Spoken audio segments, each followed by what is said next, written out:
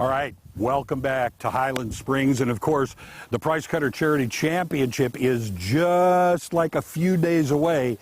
Want to get the information on what is going on, and I've got Jerald Andrews with me, and he's the director of this tournament. Every year it is a huge success. It's a marvelous tournament. This year is going to be the same, of course, but you've got a few caveats in there right now.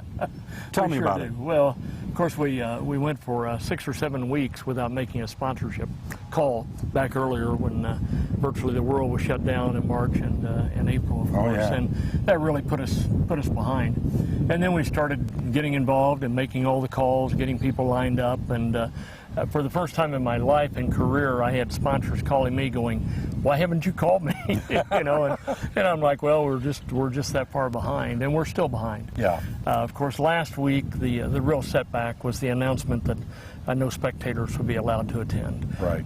For months we had been told that we'd be the first event back with spectators, but with the uptick and the number of COVID cases nationally and even here in Southwest Missouri, it just became unrealistic for that to happen. It's a whole safety measure. These are athletes and all, patrons too. You want to make sure you're taking care of all of them. Everyone concerned. Doesn't matter if it's volunteers or pro-am participants or whatever the case might be. They're all important. Well, let me ask you about that a little bit. You said volunteers. Are you still needing any volunteers? You know, we've probably got enough, Tom. I've never said that in my career of 25 years. I've never heard that before. I really expected. Yeah, we need a few more.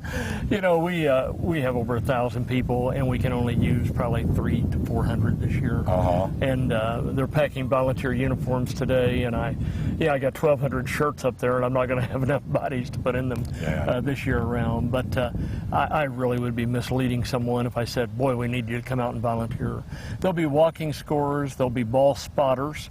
There's not a need for someone at the tee and greens because there's no crowds, there's no spectators to say be quiet and those kind of things. So, and of course volunteer food and support of the volunteers, some shuttles and that type of thing. You know, the other thing is, in case people, haven't noticed this or aren't aware of it, this is more than just a bunch of guys going out to play golf to win some money. This is a very important event, to the area. It is. It's the biggest fundraiser held in this part of the country year in and year out. Over the last 30 years, the tournament's given away over $16.5 million to children's charities. Last year, it gave away over $952,000 to 49 children's organizations.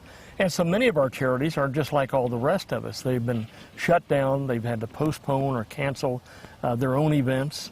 And now they're faced, they were counting on the tournament to kind of bail them out, if you would, this year. And now they're faced with not being able to do nearly as much with the tournament as what they had previously anticipated. So we're all still out there trying to raise money for them, trying to raise support for them. They're still selling raffle tickets. You helped me promote last year the Mexico raffle where we gave away the big home with 6 suites, and we're doing that again this year. We've still got lots of chances on that. We'll be giving away a 2020 Corvette this Friday night. I think I have 4 chances left on that at this time. But the Mexico raffle, the raffle for the Toyota Tundra pickup, those are $25 a chance, and I think there's about 3,700 tickets still available for that. Well, let me ask you, if people want to take a chance on the Tundra or the Corvette or the trip to Mexico, how do they get information on being able to join that effort? Just call the Missouri Sports Hall of Fame, just 889-3100. Whoever answers the phone should be able to help you. If I'm there, I'll visit with them myself. But and it all starts 9 days from now, right? It's already started. We had a women's clinic here this morning. Wednesday night's the Nighttime Golf Classic at Fremont Hills. This coming Friday is our Junior Pro-Am. On Saturday we have a Pro-Am at Ledgestone as well as on Sunday. Lots going on. Lots going on, and it's all for so many children's charities. Jerald, thank you very much for being with us. I appreciate it, and I wish you much success with this year's tournament. We'll be right back after this.